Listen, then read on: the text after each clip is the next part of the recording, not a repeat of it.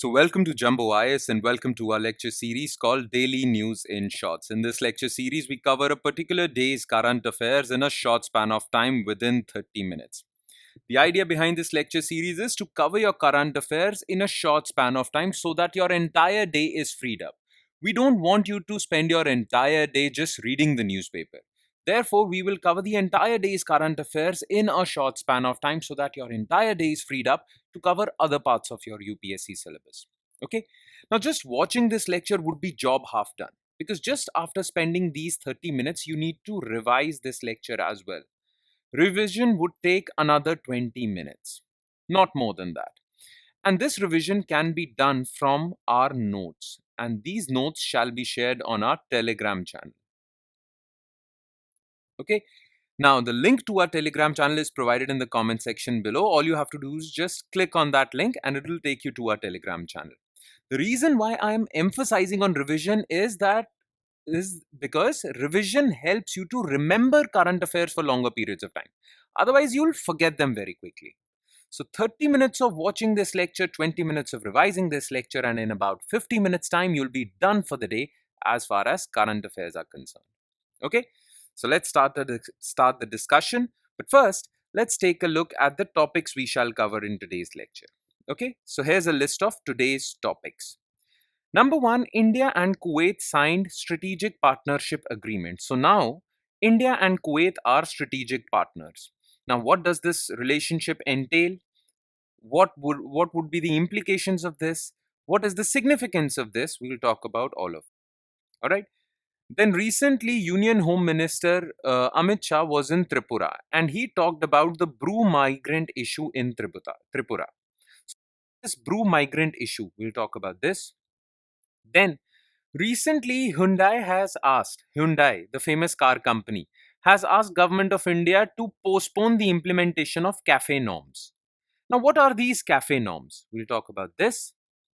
Then recently, a report was published which talked about economic crimes being faced by Indian companies in a report called Global Economic Crime Survey 2024. So we'll talk about this. And in the end, we'll talk about the reasons why rupee is falling vis-a-vis US dollar. Okay, rupee hit a historic low of $1 is equal to 85 rupees. Okay, this is very low, historic low. So why is rupee continuously falling? We'll talk about this. All right. So these are the 5 issues that we'll zero in our attention on.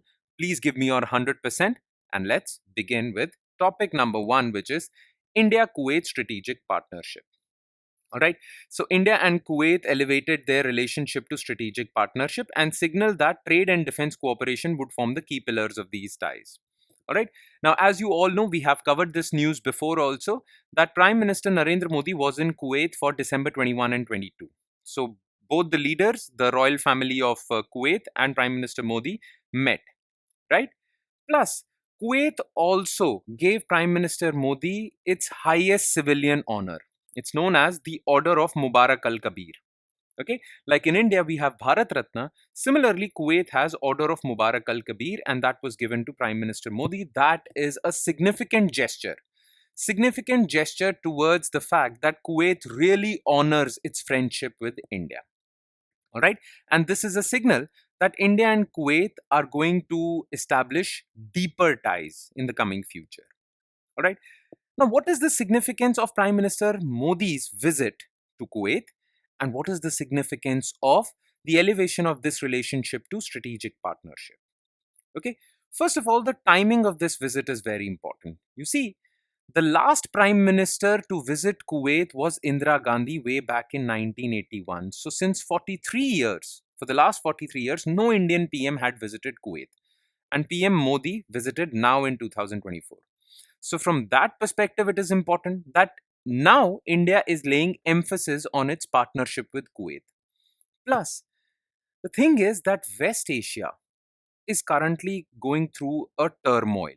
Okay, well, there was this thing in Syria, then Hezbollah and Israel were fighting, so Lebanon was destroyed, Iran is involved, the entire West Asian region is on the boil, right?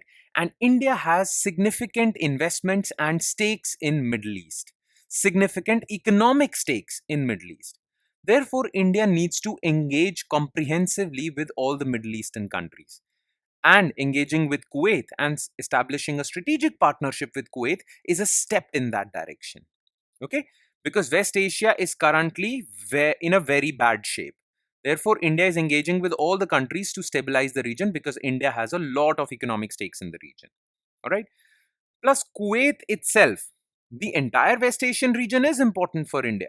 But Kuwait itself is also very important for India because it is India's top trading partners. One of the top trading partners, India Kuwait bilateral trade is equal to $10.47 billion. Plus, 1 million Indians are living in Kuwait who are contributing to Kuwaiti society and economy. So, this is the strategic importance. Plus, one more strategic importance. Well, Kuwait provides a lot of crude oil to India, which is very important for India's energy needs. Okay. And in this strategic partnership, both countries agreed that we need to establish deeper ties with respect to economy and defense. For the security of both our countries, we need to have defense agreements and we need to have economic agreements like trade agreements, investment agreements. In fact, Prime Minister Modi invited Kuwait Investment Authority to invest in more projects in India. So these are the pillars: defense and economy. All right.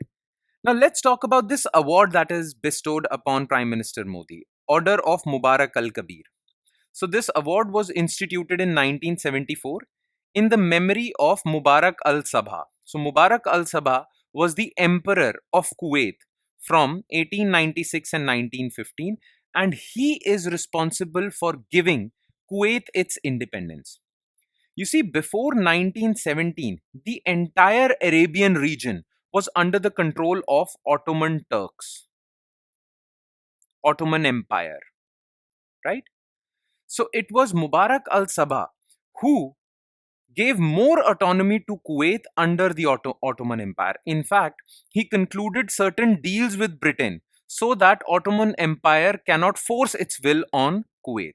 And therefore, Kuwait got its strategic independence under Mubarak al-Sabah, and that is why people of Kuwait honor him. All right. Now, this award is given to heads of state, sovereigns of foreign countries like Queen Elizabeth, King Charles, royal families, and whatnot. All right. And now it is given to Prime Minister Modi.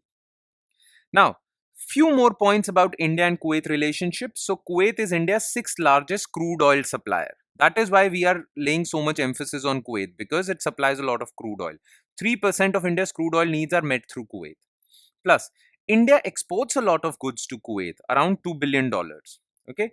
Plus, Kuwait Investment Authority invests a lot in India. So, India gets the much needed foreign investment from Kuwait.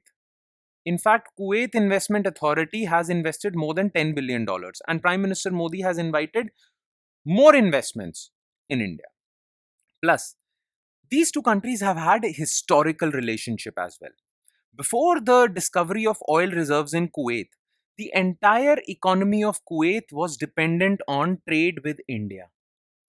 In fact, Indian rupee was accepted as a currency in Kuwait. Indian rupee was legal tender in Kuwait until 1961. So you could pay for things through Indian rupee in Kuwait. That was till 1961. So the history is also on the side of friendship between these two countries. All right.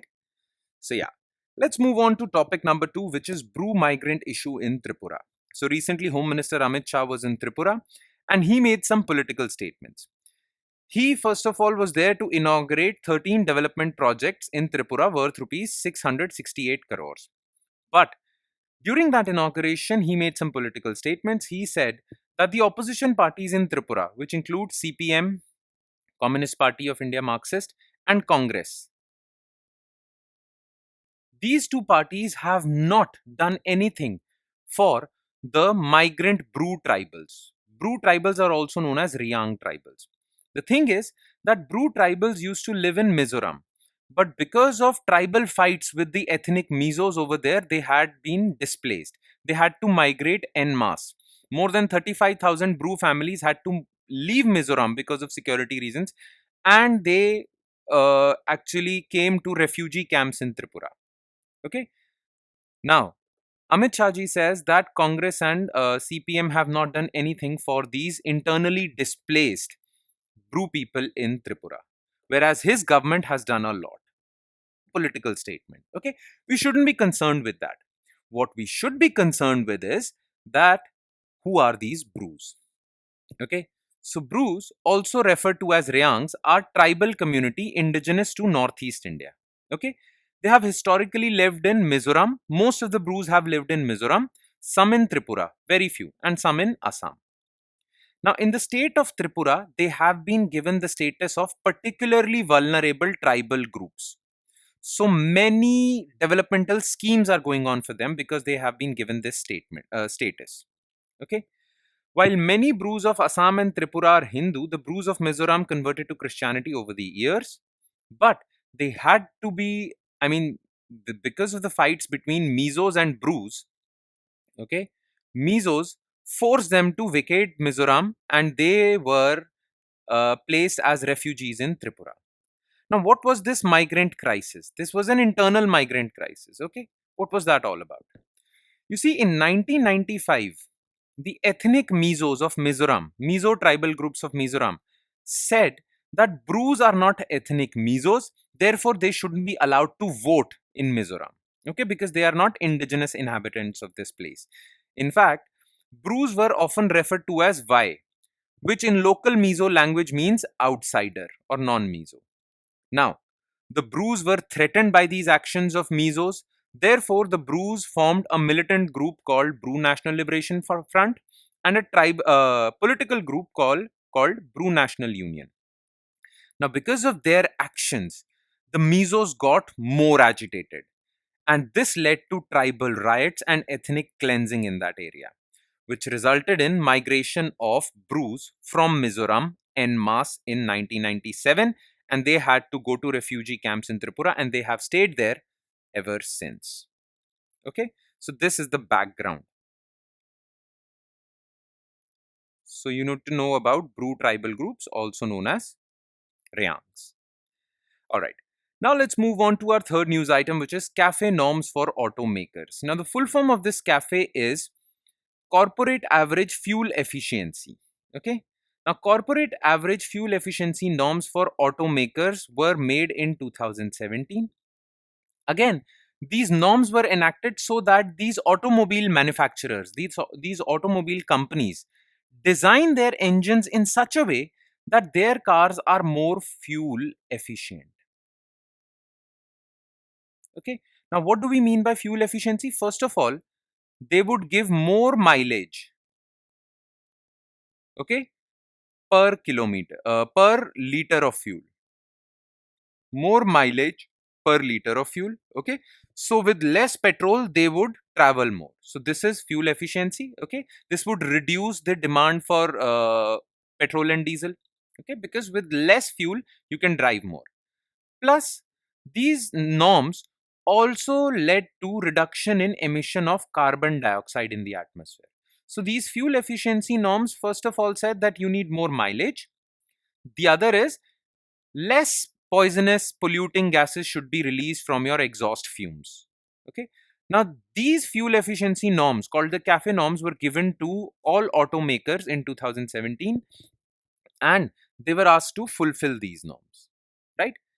Now, these norms were to be implemented in two phases. Okay. The first phase started in 2017 to 2022-23.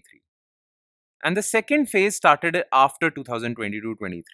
Now, the thing is that Hyundai and other 7 or 8 auto car makers like Mahindra, Kia, and Honda, they were unable to meet the second phase of these CAFE norms. Okay.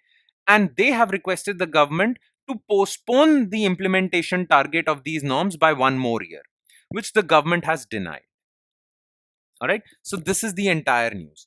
So these are fuel efficiency norms that all these auto car makers have to design their engines in such a way that they are more fuel efficient. Okay. They reduce more, they don't release that much greenhouse gases. Now, some auto car makers have been unable to follow or implement these norms. Okay. So brief intro about CAFE norms. So cafe regulations aim at lowering fuel consumption or improving fuel efficiency of vehicles by lowering CO2 emissions. Now, these were first notified in 2017 by Power Ministry under the Energy Conservation Act. Okay. Now, this was to be implemented in two phases. First phase had the CO2 emission target of 130 gram CO2 emission per kilometer. So, average vehicles of one company should emit 130 gram of CO2 per kilometer. This was to be achieved by 2022-23 and 113 grams per kilometer by 2022-23 onwards. Okay, so this was phase 2, this was phase 1. And Bureau of Energy Efficiency actually proposed phase 3 and phase 4 also, which are given over here. Now, Hyundai, Mahindra, Kia, Honda were unable to achieve this standard. Okay, that was in the news. Some more information about cafe norms.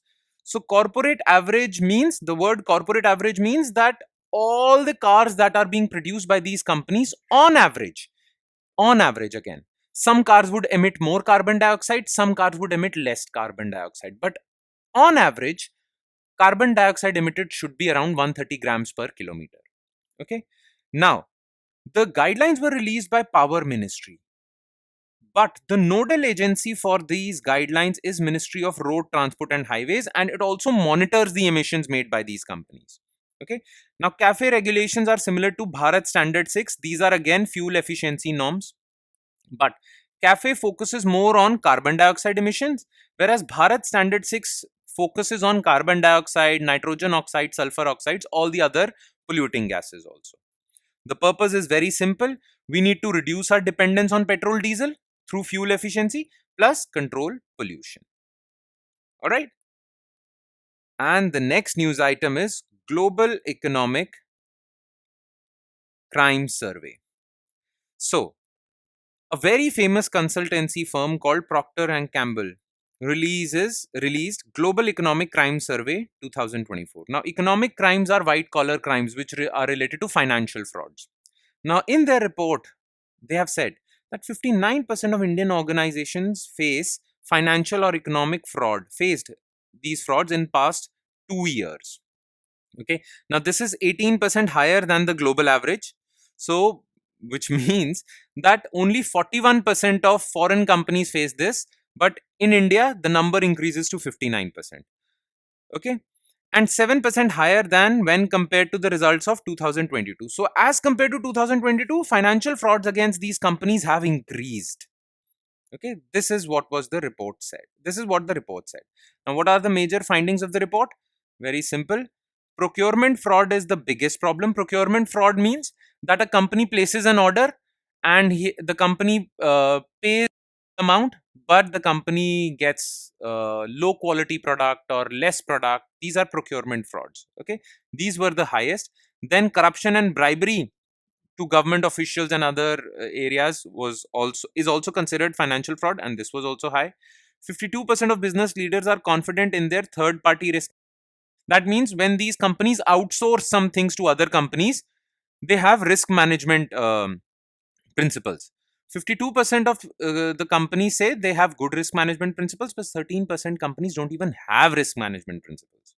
Okay, only 37% of the companies in India utilize real-time data analytics to prevent fraudulent transactions. So very bad, very, very bad news for Indian companies. Especially with the rise of internet, financial frauds have also increased. Okay. Now, PwC survey outlines key strategies for tackling financial frauds. So, along with pointing out how many financial frauds are taking place, they also give guidelines as to how you can tackle financial frauds. Plus, they also give guidelines and recommendations on how to implement ESG guidelines. Now, what are ESG guidelines? So, ESG stands for Environmental, Social and Governance. These are guidelines given to investors to invest in areas which are environmentally sustainable, socially sustainable, and have good corporate governance standards. Okay. Now, if an investor follows these ESG guidelines, well, it is considered as responsible investing or impact investing. Now, here's the definition of economic crimes as well. All right. Okay. This was a very small news, global economic crime survey. You don't need to focus that much on it. Okay, the other four news items are important though. All right. And now we move to the last news item of the day, which is not that a good news item, but still we have to cover it. Fall in Indian rupee. Indian rupee's exchange rate against US dollar breached the 85 mark. In other words, one would have to pay 85 rupees to buy $1. Whereas in April this year, the exchange rate was 83. And 10 years back, when Prime Minister Narendra Modi first took office, $1 was equal to 61 rupees. So rupee has been consistently sliding against US dollar. Okay. Now, we will focus on what are the reasons behind this slide. Okay. But to understand that, you need to know how exchange rates are determined. Okay. Now, currently $1 is equal to 85 rupees. Now, how is this determined? You see, price of everything in the world is dependent upon demand and supply of those things. So if I'm talking about, let's suppose a car, okay. So if the demand of a car is high as compared to its supply, its price would increase. But if the demand of that car is low as compared to its supply, then its price would decline. And that is the case with everything: car, fridge, TV, pen, pencil, everything. Everything Everything's price is dependent upon the dynamics of demand and supply. Whenever demand is more than supply, prices rise. When it is less than supply, prices fall. And same is the case with dollar. Now, dollar is priced at 85 rupees. If dollar is priced at 90 rupees, that means its price has increased, right? Dollar has become more expensive, right? And when does that happen? Well, dollar becomes more expensive when demand for dollar is high. Okay, and dollar becomes more cheap. Imagine next year it falls from 85 to 75, then that means dollar would become more cheap. Then that happens when demand for dollar is low. Okay, now remember, whenever dollar's price is high, we say rupee has depreciated.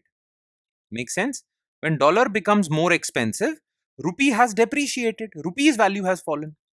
But when dollar becomes cheap, from 85 to 75, then we say Indian rupee has appreciated. That makes sense? Now, on what factors is this appreciation depreciation is dependent, right? You know that it is dependent on demand, right? I've just told you that price of dollar is dependent on demand. Now, how is the demand, or how does the demand vary when it comes to dollar? Let's suppose India is exporting a lot of goods to USA. So when India sells its goods to USA, India receives payments in dollars, right? So let's suppose I am exporting something to USA. So USA is paying me in dollars. Now these dollars are of no value to me in India. Nobody accepts dollars in India. You can't buy a packet of chips or a fridge in dollars, right? So I would have to convert these dollars into rupees. That means my demand for dollars has declined, my demand for rupees has increased. Therefore, when you export more, then demand for dollars falls, and that leads to appreciation of rupee. Rupee climbs from 85 to 75 to even 60. Okay, so exports are good for rupee as it leads to appreciation of rupee. Similarly, when it comes to imports, okay, now to import something from USA, I have to buy stuff from USA. Now, a seller in USA won't accept payment in rupees. That's true for USA. USA people won't accept payment from you in rupees, right? You have to pay them in dollars. Now, to buy something from USA, to import something from USA, you have to go in the market, give your rupees, and demand for dollars. In that case, dollars demand increases. So when we import more, we are demanding more dollars in the market, and with that, rupee depreciates. right? So whenever India's exports are more, rupee appreciates. Whenever India's imports are more, rupee depreciates, right? Similarly, that is the case with respect to investment also. So when foreign investors are investing in India, they can't invest in India using dollars. They have to convert their dollars into rupees, right? So when foreign investors are investing in India, they'll convert their dollars into rupees. Demand for dollar would decline, rupee would appreciate. So when foreign investment in India increases, rupee appreciates. When foreign investment in India declines or Indians invest in USA, then demand for dollar is high, rupee depreciates. So high foreign investment, high exports in both goods and services is good for appreciation. High imports, low foreign investment is bad for rupee because it leads to depreciation. All right. So these are the factors affecting demand. Trade in goods, more imports would lead to depreciation, more exports would lead to appreciation. Similarly, trade in services, more services exports would lead to appreciation, more services imports would lead to depreciation. Same is the case with investment. All right. So remember this. Now, currently, India's rupee is falling. Why? Because, first of all, India's goods exports have declined. We are running a deficit. Okay. That leads to depreciation of rupee. Plus, investments in India, foreign investments in India have also declined. That is also leading to depreciation of rupee. And that is why rupee reached from 83 to 85 now, because exports have declined, investments have declined. All right. Now, what factors affect these three things? Exports, imports, investment. Okay. First of all, if inflation is high in India, no foreign investor would want to invest in India. Therefore, foreign investments would decline, rupee would depreciate. Okay. So, high inflation is bad for rupee in India. Similarly, when interest rates in India are low, whereas interest rates in USA are high, when interest rates in India are low, foreign investment declines in India, which again leads to depreciation of rupee. So remember, high inflation, low interest rates in India would always lead to depreciation because that reduces foreign investment in India. Okay? I hope this makes it clear a little bit, though you would get more clarity in our economics lectures. But I have tried to explain it in 5 to 10 minutes. I hope it has made some sense. Okay? But don't worry, if it doesn't make any sense, you'll get that sense. You'll learn how it works in our economics lecture. As of now, just understand what I just explained. All right? And with that, we conclude today's session. Thank you so much for watching, everyone. And please do not forget to revise this lecture, okay? Because revision is important to remember these current affairs for longer periods of time. All right. On that note, I'll sign off. Thank you so much.